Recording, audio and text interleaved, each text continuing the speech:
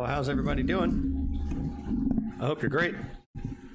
We're going to do a tour of our mega factory and then give you guys a tour of our power to kind of talk through a little bit of what's going on, and then I'll be answering any questions and answers that you guys leave in the chat. So thanks for checking us out. Hope everyone's ready. So starting from the front end of the factory, we're bringing all of our resources up this elevator on a platform on 2 9 stacks of belts, right? It's really annoying that when you change the color of the base, not all the belts render. So once you highlight the belts, they change. Anyway, this is the starting area that a lot of people I've seen start in. It's got the 3 iron nodes right here. There's a little valley. There's the little, this is that rock with the gas cloud on it that you have to avoid building around. There's a copper node back over that way a little ways, and another couple iron nodes up here. So this is the default starting area for a lot of people. I put a couple hundred hours into this factory before early release kicked off, and then we ended up moving away from it, and we're going to kind of talk about why. So this is our concrete production. We're putting out a Pirate Ninja of concrete. A Pirate Ninja is a fully saturated Mark IV belt of any resource. All right, so this is part of. Do you guys see that lockup for a second? That's part of the reason that we're going away from this factory, because there's getting to be significant performance issues, and I don't know if it's because this was started in the closed alpha or what. But we're bringing in 2 9 stacks of resources.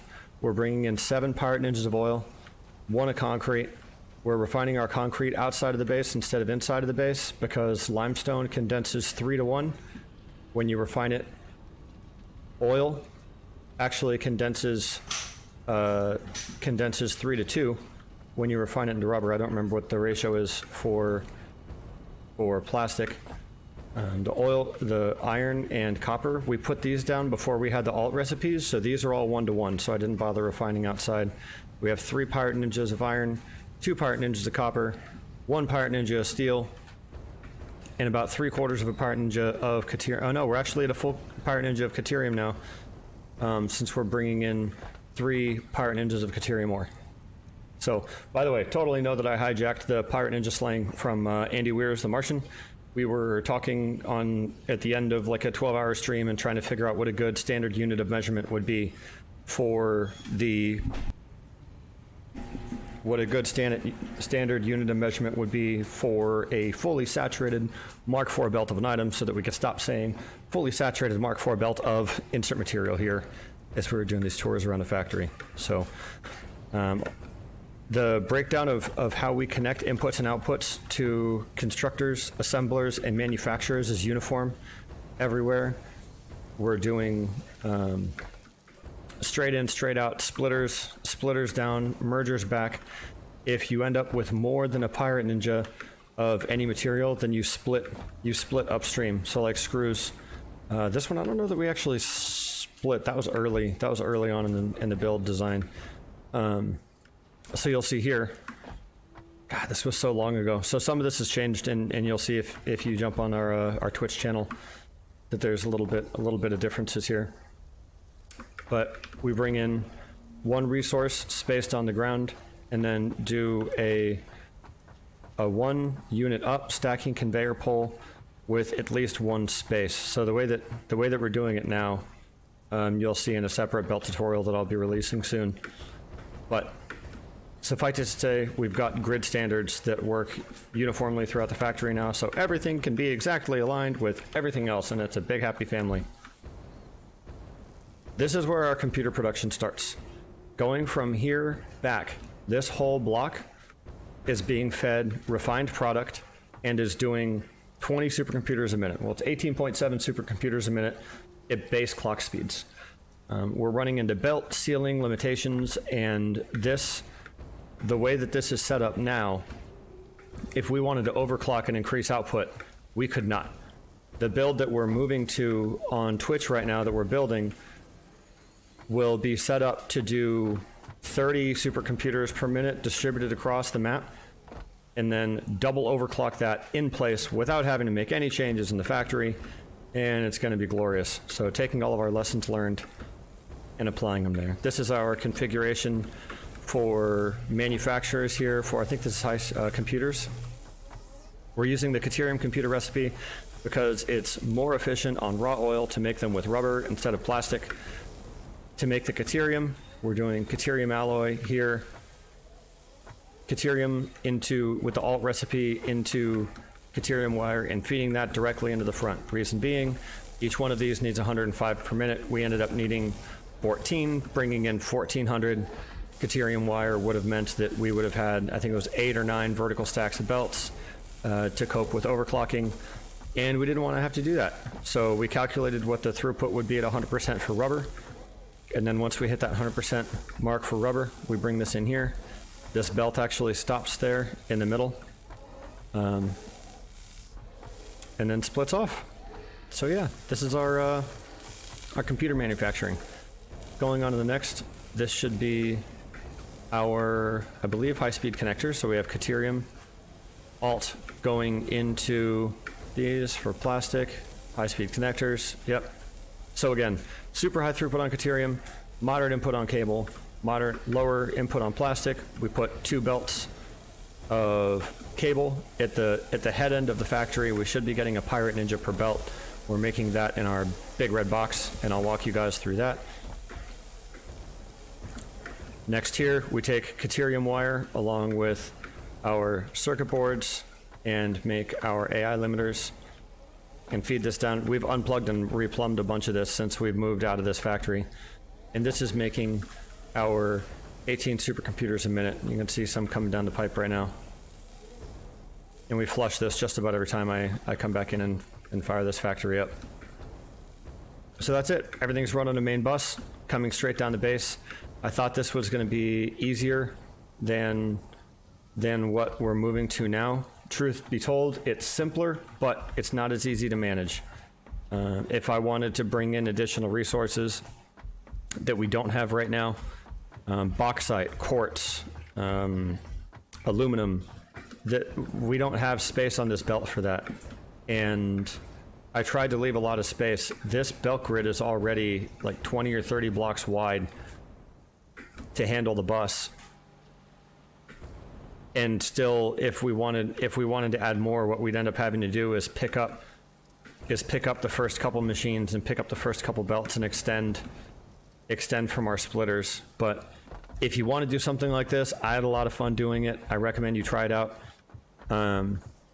If you're a belt kind of guy. There's not a concept of load balancing right now without taking up a huge footprint. So what I did is we scaled vertically, and then we prioritize throughput of the higher belts by continually force feeding in top down. So, example, when we're here, right, we're getting 1 from this belt and 1 from this belt.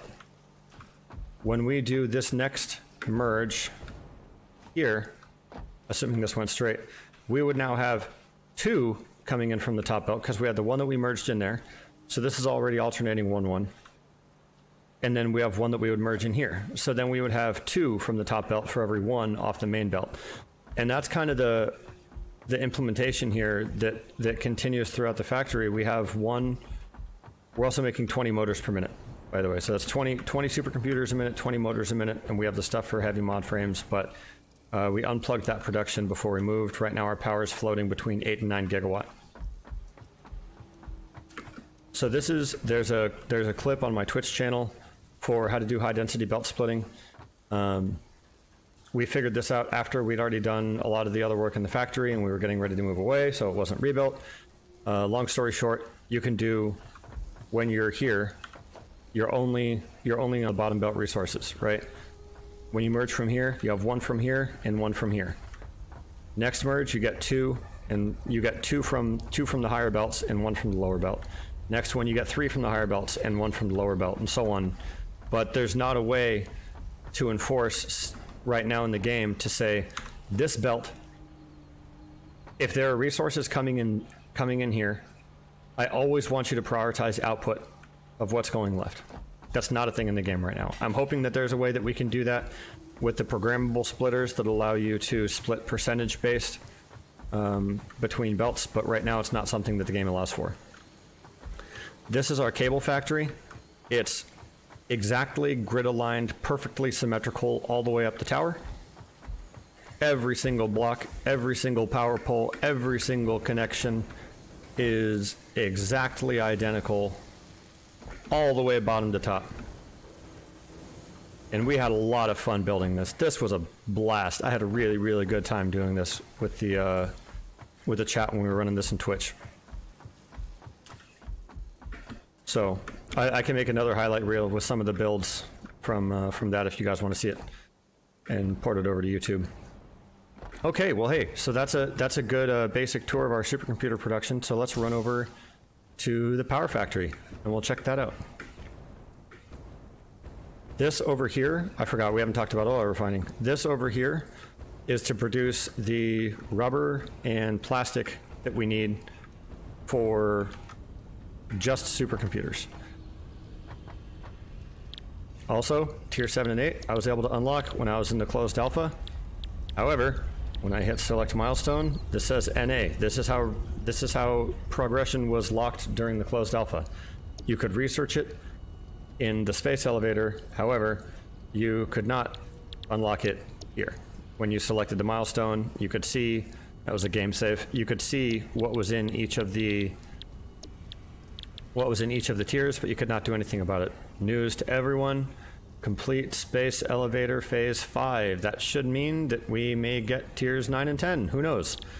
The Mark 6 belts here used to be 1200 per minute. So I'm wondering if they moved that into tier 9 or tier 10, and there's going to be some other resource that we need to deal with. Let's go ahead and grab some fuel just to be safe, and we're going to run across the world. Oh, something else that we had in closed alpha. We had a map. This is where our base is. There's the coal node here. Our base covers this entire block. This is another problem with this, is that our base is now so huge just for supercomputers that to continue scaling out becomes problematic because of how much of a footprint we're taking and how far we have to run resources. We're taking the 4 pure coal, so we have 4 pirate ninjas we have 4 pirate ninjas of oil coming from the northeast island on the map. We have 3 pirate ninjas of oil coming from the swamp area that's in the central east area of the map. And we have 6 pirate ninjas of oil. Actually, those aren't full pirate ninjas, they're only 300. Coming from the southeast corner of the map, which is where our power facility is that we're going to show right now. The best way that I know to quickly get across the map is to drop some Mark IV belts, figure out a direction that you can launch yourself with your jetpack. Make sure that when you put these down, they leave you enough time to recharge your jetpack while you're between jumps. This one's a bit of a take it on faith. We put this down here in the brush, but never cleared the brush. And we got to clear that. There's one of those coral stumps there on the bottom. Alright. It's about 1 in 3 times I can make it to the top of this hill. Any bets? Any bets? Think we're gonna make it? I feel like I wish I could do the racehorse slash auctioneer voice. Oh, made it. Oh, we're so good at this. This is where I run into something and fail. So you can see our power production up there on the top left. We've actually got 2 separate power grids out here, and I'll tell you why. Have you ever run into a failure mode where your production power overran your energy grid and you stopped mining coal or stopped doing something, and to restart your power grid you had to go and manually feed coal miners or do something to that effect to get your power back up? So have I, and I've got a solution for you. So what we do, we have a separate 2.3 gig power grid here. I've only ever seen it about 1.8 to 2 max, but we're feeding our coal generators here direct from the coal mines, and the only thing that these coal generators are powering, so we have two Mark III miners, or Mark II miners, I'm sorry, that are triple overclocked. well, no, they're getting whatever. They're making 2 power engines of coal right now, and those are feeding directly into our coal generators, and we're making that power. That power only powers these oil pumps and our oil refineries. That's it. This power grid does not go anywhere else. This is only for producing our oil. And as you can see, we're making 2 power engines of fuel. We've got a little bit of a buffer set up down here at the end. This runs up, and let's go check out our power. If you guys have questions, if you have something that you'd like to see, either drop me a comment here or stop by on Twitch and ask the question. And maybe someone else also has the same question that you do, and we can try to grow as a community. So this is our power setup for generators. Pretty standard, pretty run-of-the-mill. I just have more, but this isn't really anything exceptional. Again, this is the same power grid that you saw back at the base. We have 12.8 gigawatt available. We peak between, I've seen it just over 9. I've seen it like 9.2, 9.3 when I go and dump all the buffers of stuff that's backing up right now, because there's not a good way for us to dump a lot of resources at the back end of a factory to just kind of a null queue. It's not a thing in the game yet. All right, well, I think that's it. Thanks everyone for stopping by and checking out my factory. Talk to you soon.